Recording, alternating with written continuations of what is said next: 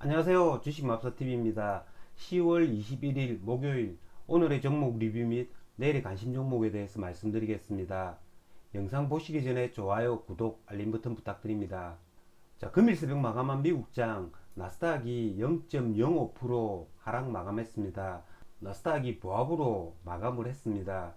나스닥이 이전 거래일 동안에 이렇게 계속 이렇게 상승을 해주었기 때문에 하루 이렇게 조정을 받는다라는 건 굉장히 좋은 의미로 받아들이고 싶습니다. 하지만 다우존스 같은 경우에는 굉장히 크게 상승을 했죠.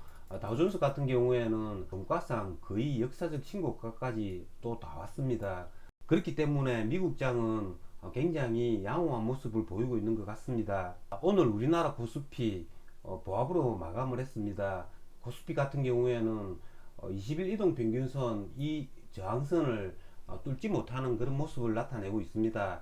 그러니까 미국 나스닥이 워낙 단기간에 크게 기술적 반등을 해주었기 때문에 우리나라 장이 먼저 이렇게 조정을 받는 그런 모습을 보이고 있는 것 같습니다. 오늘 코스피가 0.19% 하락을 했고요. 코스닥은 0.79% 하락 마감했습니다. 자, 내일 이번 주 마지막 거래일 금요일입니다. 10월 23일 흥다그룹의 채무 상환 마감 기일입니다. 지금 현재 뉴스에서는 흥다그룹이 23일 디폴트 위기가 있을 수 있다라고 합니다. 23일 날 흥다그룹이 디폴트 선언을 하더라도 지수가 만약에 이전에 이런 악재 때문에 크게 하락한 상태라면 그다지 큰 악재가 되지 않겠지만 지금 현재 지수가 저점을 찍고 제법 많이 반등한 상태이기 때문에 만약에 23일날 흥다그룹이 디폴트 선언을 한다면 이런 뉴스가 또 조정에 빌미를 줄 수 있다는 겁니다. 그렇기 때문에 내일 같은 경우에는 될 수 있으면 주식을 종가 오버나잇 하지 않는 전략을 가지도록 하겠습니다. 그러면 종목 하나하나 보시면서 말씀드리겠습니다. 자, 첫 번째 종목은 펄어비스입니다. 자, 펄어비스 제가 전일 영상에서 자세하게 설명을 드렸는데요. 펄어비스 같은 경우에는 오늘 굉장히 큰 상승이 나왔습니다. 종가상 12.2%나 상승을 했고요. 오늘 수급을 보시면 외국인, 기관 이렇게 쌍끌이 매수가 들어왔습니다. 제가 어제 영상에서 말씀을 드렸습니다. 펄어비스 얘 같은 경우에는 어제 윗꼬리가 달린 이렇게 음봉을 만들었지만 이 윗꼬리를 잡아먹는 이런 양봉이 나온다면 충분히 거래할 수 있다라고 말씀을 드렸는데요. 저 역시 오늘 거래를 할 수 있었습니다. 펄어비스의 3분봉을 보시면 오늘 맥점 자리가 이 부분입니다. 펄어비스 같은 이렇게 기관 외국인이 관여하는 종목은 프로그램 매수를 자세히 봐야 한다고 제가 말씀을 드렸습니다. 이때 양봉, 기다란 양봉을 만들고 그 다음에 행보하던 이 시간대에 이때가 한 10시쯤이죠. 이 10시쯤에 프로그램 매매 동향을 보시면요. 이전까지 이렇게 작게나마 9시 54분까지 작게나마 프로그램 순매도가 나왔다면 10시부터 이렇게 프로그램 순매수로 전환이 됩니다. 그런 와중에 이렇게 옆으로 행보하는 모습, 그러면 오늘 전일 매도했던 외국인들이 매수로 다시 들어온다라고 생각을 해야 됩니다. 그러면 여기가 매수 타점이 될 수 있다라는 거죠. 일봉 차트를 보셔도 어제 제가 말씀을 드린 것처럼 이 윗꼬리를 잡아먹는 이런 양봉이 나온다라는 겁니다. 그런 와중에 외국인들이 순매수로 전환을 했다라는 거죠. 그러면 그 자리에서는 충분히 매수가 가능하다라는 거죠. 저 같은 경우에도 어제 말씀드린 것처럼 99,000원 이 자리에서 매수를 했습니다. 그 다음에 얘네를 계속 오늘은 기다렸습니다. 왜냐하면 어제 제가 말씀을 드린 것처럼 이렇게 양봉이 나와가지고 99,000원 이상으로 간다면 신고가를 충분히 갱신해 줄 수 있는 모습이었기 때문에 오버나잇도 할 수 있었다라는 거죠. 그래서 지금 현재 99,000원에 매수를 해가지고 종가 오버나잇 중입니다. 한 9% 정도 수익이 났는데요. 이 주식에 대해서 충분히 연구를 하고 수급 동향을 파악을 하고 그 다음에 오늘 외국인과 기관의 수급 동향이 어떻게 흘러가느냐에 따라서 매수 타점을 충분히 노릴 수 있다라는 겁니다. 오늘 외국인이 87,000주를 순매수했고요. 기관이 190,000주나 순매수를 했습니다. 내일 같은 경우에는 이 외국인의 수급이 또 중요합니다. 이 외국인이 전일처럼 프로그램 매도를 통해서 이렇게 팔고 나온다면 얘네는 내일 뭐 짧은 음봉을 그리거나 하루 쉬어갈 수 있습니다. 하지만 내일 또 외국인이 프로그램상 순매수로 동반한다면 얘네들은 다시 역사적 신고가를 갱신해 주지 않을까라는 생각이 듭니다. 그렇기 때문에 펄어비스 같은 경우에는 철저하게 프로그램 매수 매도 창을 띄워놓고 거래를 임해야 할 것 같습니다. 어쨌든 저 같은 경우에는 펄어비스 굉장히 만족스러운 거래를 한 것 같습니다. 자, 다음은 2차전지 소재주들입니다.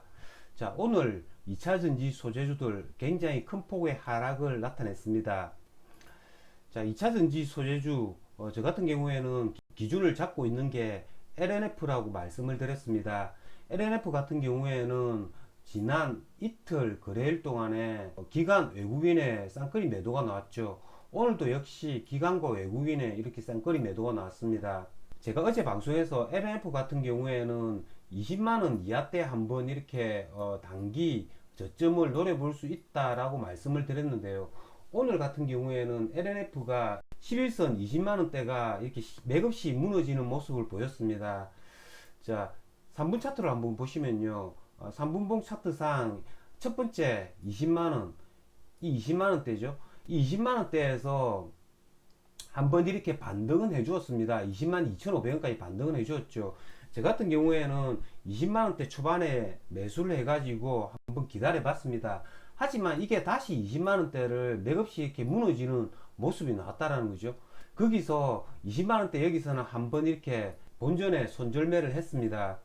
오늘 LNF 뿐만 아니라 다른 2차전지 소재주들이 굉장히 약한 모습을 보였기 때문에 오늘 21선까지 밀릴 수도 있겠다라는 생각을 했습니다. 21선 부근이 19만원대입니다. 이 19만원 초반대를 다시 저점 매수를 노려봤다라는 거죠.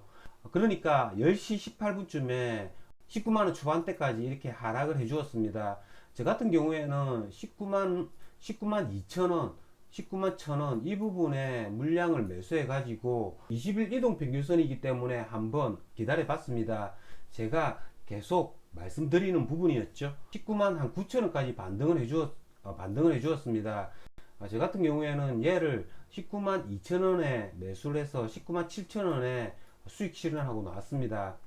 그 다음에는 거래를 하지 않았습니다. 그 다음에는 다시 이렇게 저점이 왔음에도 불구하고 그 다음에는 이게 매수를 한다고 해도 반등을 못 해줄 경우가 굉장히 많습니다. 그래서 거래는 하지 않았고요. 얘가 오늘 6.3% 하락한 걸로 장이 끝났습니다. 물론 이렇게 오늘 LNF가 하락한 이유가 테슬라가 주력 차량 배터리를 리튬 인산철 배터리로 뭐 교체한다는 그런 뭐 찌라시가 뜨긴 떴죠. 하지만 뭐 저 같은 경우에는 뭐 이건 뭐 핑계 지나지 않다라고 생각을 합니다. 주식시장이 이렇습니다. 기관들이 계속 이렇게 매도를 할 때는 장에 안 좋은 뉴스들이 굉장히 많이 뜹니다. 이 LNF가 2일 전부터 이렇게 기관 외국인 쌍끌이 매도가 나왔다라는 거죠. 까마귀 날짜 배 떨어진다고 기관 외국인들이 크게 매도를 하고 뭐 이런 뉴스도 뜨는 겁니다.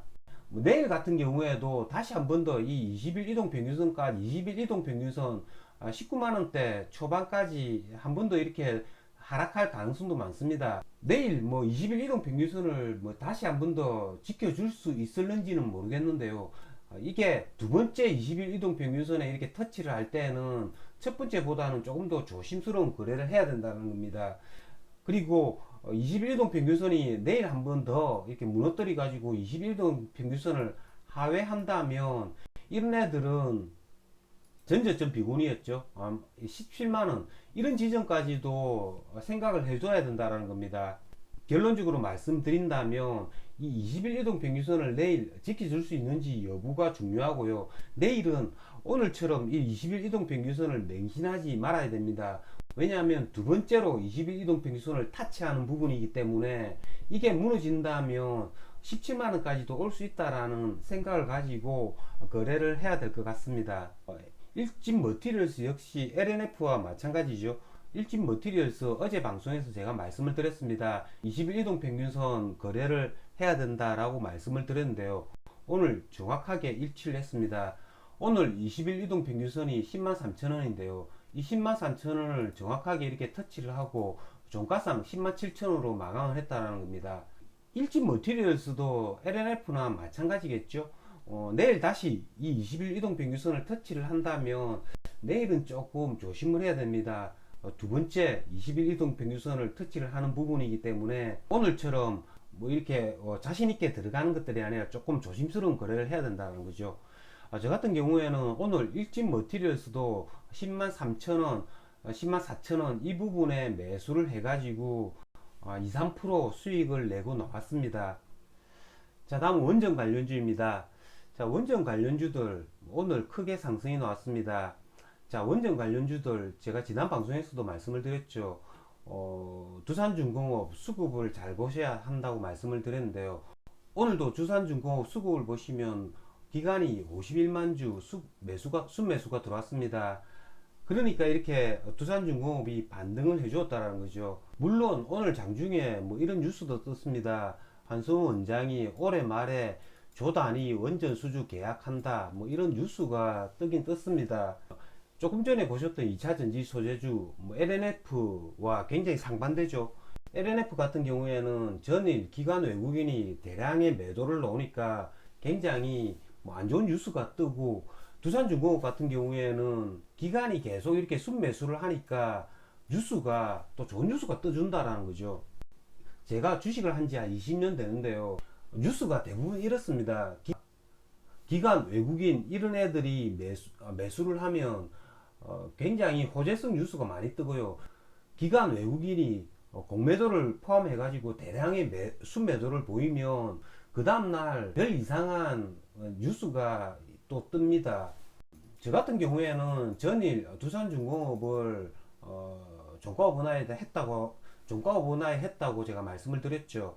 저는 두산중공업을 뭐 아침에 3% 정도 수익 실현하고 나왔습니다. 오늘 원전 관련주의 대장은 에너토코였습니다. 자, 에너토코 얘가 뭐 그래프가 그다지 마음에 들지 않아서 저는 거래를 잘 하지 않았는데요.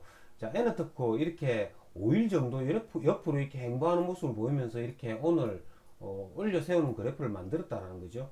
제가 계속 말씀을 드렸던 일진파워 이런 애들 같은 경우에는 충분히 오늘 뭐 슈팅을 해줄 수 있었음에도 불구하고 오늘은 그다지 힘을 발휘하지 못하는 모습을 보였습니다. 하지만 얘네들이 뭐 끝이 났다라고는 생각하지 않습니다. 얘네들조차도 17,050원 이 전고점 부분까지 이렇게 양봉을 만든다면 다시 한 번 더 이렇게 슈팅을 해줄 수 있다라는 거죠. 자, 여러분 내일 이번 주 마지막 거래일인데요. 다들 거래 잘하셔서 큰 성과 거두시길 기원드리겠습니다. 이상으로 주식마법사TV를 마치겠습니다. 제 영상이 도움이 되셨다면 좋아요, 구독, 알림 버튼 부탁드립니다. 끝까지 시청하신 분들에게는 보유 종목이 급등할 수 있게끔 마법을 걸어드리겠습니다. 윙가르디움 레비오사 감사합니다.